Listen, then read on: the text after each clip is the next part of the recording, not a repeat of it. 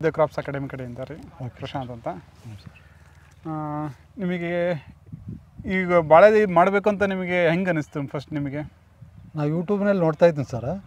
ನೋಡ್ತಾ ಇದ್ದರೆ ನಾನು ಬಾಳೆಯಲ್ಲಿ ಮಾಡಿದರೆ ಇದಾಗುತ್ತೆ, ಆಮೇಲೆ ಇದರಲ್ಲಿ ಲಾಸ್ ಅನ್ನೋದಿಲ್ಲ ಅಂಥೇಳಿ ಹೇಳಿದ್ರು. ಮಾಡಿ ನೋಡೋಣ ಅಂತೇಳಂದು ನಾನು ಎಂ ಬಿ ಪಾಟೀಲ್ ಸಾಹೇಬ್ರನ್ನ ಕೇಳಿದೆ. ಆಯಿತು ಮಾಡಿರಿ, ನೀವು ಗುಂಪು ಬಾಳೆ ಮಾಡಂತಂದು ಹೇಳಿದ್ರು. ಅವರು ಸಜೆಷನ್ ಮಾಡಿದರು. ಸರ್ ಗುಂಪು ಬಾಳೆ ನಮ್ಮಲ್ಲಿ ಸಕ್ಸಸ್ ಆಗ್ತೀವಲ್ಲ, ಮೊದಲು ಈ ಟೈಪ್ ಮಾಡ್ಕೊಂಡು ಆಯಿತು ನೀವು ಅದ್ರಂಗೆ ಮಾಡಿರಿ ಅಂತಂದು. ಸ್ವಲ್ಪ ಆರ್ಗ್ಯಾನಿಕ್ಕಾಗಿ ಮಾಡ್ಬೇಕಲ್ರಿ ಸರ್ ಅಂತಂದು. ಆಯ್ತು ಅದೇ ಟೈಪ್ ಮಾಡಿರಿ ಅಂತೇಳಿ ಕೆಲವೊಂದು ಮಟೀರಿಯಲ್ ಅವರು ತರಿಸ್ಕೊಟ್ರಿ. ಆ ಮಟೀರಿಯಲ್ಲ ಯೂಸ್ ಮಾಡ್ಲಿಕ್ಕತ್ತೀನಿ. ನಾವು ಮೊದಲು ಬಾಳೆ ತಂದಾಗ ಇಷ್ಟಿಷ್ಟು ಸಸಿ ಇತ್ತಿದ್ದು, ಹಚ್ಚಿದ ಮೇಲೆ ಈಗ 1.5 ತಿಂಗಳಾಗಿದೆ. ಈಗ ನಮ್ಮನ್ನು ಡೆವಲಪ್ ಆಗಿದೆ. ಓಕೆ. ಇದಕ್ಕೆಲ್ಲ ಅದು ದಾರಾಮೃತ ಪಿ ಅಂತೇಳಿ ಗೊಬ್ಬರ ಕೊಟ್ಟರು ಅದನ್ನು.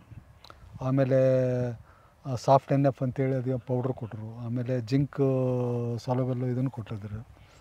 ಅವೆಲ್ಲ ಸ್ವಲ್ಪ ಆರ್ಗ್ಯಾನಿಕ್ ಮಟೀರಿಯಲ್ ನಮಗೆಲ್ಲ ಕೊಟ್ಟಿದ್ದಾರೆ. ಅಂದರೆ ಇಲ್ಲಿವರೆಗೆ ನೀವು ಇದಕ್ಕೇನು ಸರ್ಕಾರಿ ಗೊಬ್ಬರ ಅಂತೂ ಏನೂ ಹಾಕಿಲ್ಲ? ಇನ್ನೂ ಏನೂ ಹಾಕಿಲ್ಲ ರೀ. ನಾವು ಸರ್ಕಾರಿ ಗೊಬ್ಬರನೂ ಹಾಕಿಲ್ಲ, ಏನೂ ಹಾಕಿಲ್ಲ. ಅವ್ರು ಏನು ಕೊಟ್ಟಿದ್ದಾರೆ ಅದನ್ನು ಹಾಕಿದ್ವಿ. ಕೆಲವೊಂದಿಷ್ಟು ನಮ್ಮದು ಸ್ವಂತ ಅಂತಂದ್ರೆ ಬೇವಿನ ಹಿಂಡಿ ಹಾಕಿದ್ದೀವಿ ರೀ. ಬೇವಿನ ಹಿಂಡಿ ಹಾಕಿದ್ವಿ. ಹೆಂಗೆ ಅನ್ನಿಸ್ತಾ ಇದೆ ನಿಮಗೆ?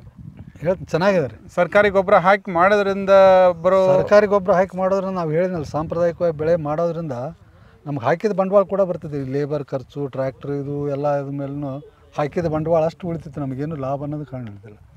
ಸರ್ ಪರಿಚಯ ಆದಮೇಲೆ ಲಾಸ್ಟ್ ಟೈಮ್ ಜನವರಿಯಲ್ಲಿ ಕಲ್ಲಂಗಡಿ ಮಾಡಿದ್ವಿ. ಅಲ್ಲಿ ಚೆನ್ನಾಗೈತೆ ರೀ ಕಲ್ಲಂಗಡಿ. 1.5 ಎಕರೆ ಕಲ್ಲಂಗಡಿ ಮಾಡಿದ್ವಿ. ಒಂದು 15 ಟನ್ವರೆಗೂ ಕಲ್ಲಂಗಡಿ ಆಯಿತು. ಬಟ್ ನಾನು ಸ್ವಲ್ಪ ಲಾಸ್ ಮಾಡ್ಕೊಂಡು ಕಾಯಿ ಹೊಳಿಸೋ ಮುಂದೆ ಸುಮಾರು ಒಂದು 7-8 ಟನ್ ಲಾಸ್ ಆಯ್ತು ನನಗೆ ಅದರಲ್ಲಿ, ಕಲ್ಲಂಗಡಿಯಲ್ಲಿ. ನಾನು ಸ್ವಂತ ಇದನ್ನು ಮಾಡಿದಕ್ಕೆ ಅವರು ಹೇಳಿದ ಪ್ರಕಾರ ಮಾಡಿದ್ರೆ ಇನ್ನೂ ಚೆನ್ನಾಗಿತ್ತು. ಒಂದು 20 ಟನ್ ಮೇಲೆ ಬರ್ತದೆ ರೀ. ಚೆನ್ನಾಗಂತ ಆಯ್ತು ರೀ. ಅಲ್ಲಿ ಗೊಬ್ಬರ ನೀವು ಯಾವ ಥರದ? ಸರ್ ಕೊಟ್ಟದ್ದೇ ಗೊಬ್ಬರ. ನಾವು ಯಾವ್ದು ಗೊಬ್ಬರನೂ ಬಳಸಲಿಲ್ಲ ಅವಾಗ. ಸರ್ ನೀವು ಹೆಂಗೆ ಹೇಳ್ತೀರಿ, ಏನು ಕೊಡ್ತೀರಿ ಅದನ್ನಷ್ಟು ಹಾಕಿ ನಾನು ಅಂತ ಅವ್ರು ಏನು ಸಜೆಷನ್ ಮಾಡ್ತಾರೆ ಇದನ್ನೆಲ್ಲ ಕೊಟ್ಟು ಇದನ್ನು ಮಾಡಿ ಡ್ರಿಪ್ ಮುಖಾಂತರ ಅಷ್ಟೇ. ಡ್ರಿಪ್ ಗೊಬ್ಬರ ಒಂದು ಬಿಟ್ಟು ಉಳಿದದ್ದೆಲ್ಲ ಅವ್ರದ್ದೇ ಇದನ್ನು. ಸರ್ ಎಷ್ಟು ವರ್ಷದಿಂದ ಪರಿಚಯ ನಿಮಗೆ? ಸರ್ ನಮಗೆ ಒಂದು 2-3 ವರ್ಷದಿಂದ ಪರಿಚಯ ರೀ. ಬಟ್ ಅಕಾಡೆಮಿಗೆ ನಾವು ಮೆಂಬರ್ಶಿಪ್ ಆಗಿದ್ದು ಈಗ ಒಂದು 6-7 ತಿಂಗಳ ಹಿಂದೆ ರೀ. ನಾನು ನಮ್ಮ ಜೊತೆಗೆ ಒಂದು ಸ್ನೇಹಿತರು ಒಂದು 10-12 ಮಂದಿಗೆ ಎಲ್ಲರೂ ಕೂಡಿ ಹಿಂಗೈತೆ ಸರ್ ಅಂತೇಳೆಲ್ಲ ಪರಿಚಯ ಮಾಡಿಸಿದ್ದು. ಅವ್ರಿಗೂ ಇಷ್ಟ ಆಯಿತು ನಾವು ಮೆಂಬರ್ಶಿಪ್ ಹಾಕಿ ಅಂತೇಳಿ ಅವರು ಮೆಂಬರ್ ಆದರು.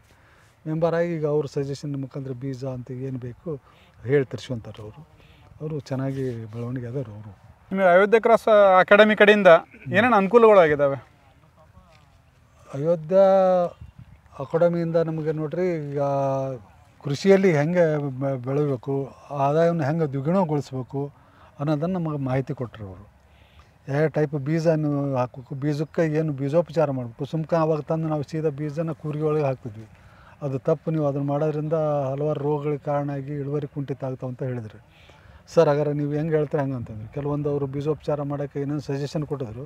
ಅವನ್ನೆಲ್ಲ ಬೀಜೋಪಚಾರ ಮಾಡಿದ್ವಿ. ಯಾವ ರೋಗ ರುಜಿನ ಅಂಥವೇನೂ ಇಲ್ಲ ರೀ. ಬೆಳವಣಿಗೆನೂ ಚೆನ್ನಾಗಿದಾವೆ.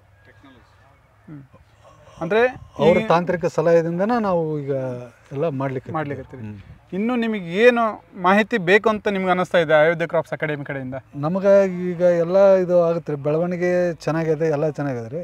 ನಮಗೆ ಸ್ವಲ್ಪ ಏನಂತಂದ್ರೆ ಈ ಅಯೋಧ್ಯೆ ಅಕಾಡೆಮಿಯಿಂದ ಏನೈತಲ್ಲ, ಸ್ವಲ್ಪ ಮಾರ್ಕೆಟಿಂಗಿಗೆ ನಮಗೆ ಅನುಕೂಲ ಮಾಡಿಕೊಟ್ರೆ ಇನ್ನೂ ಚೆನ್ನಾಗಿರ್ತಂತೆ ರೀ.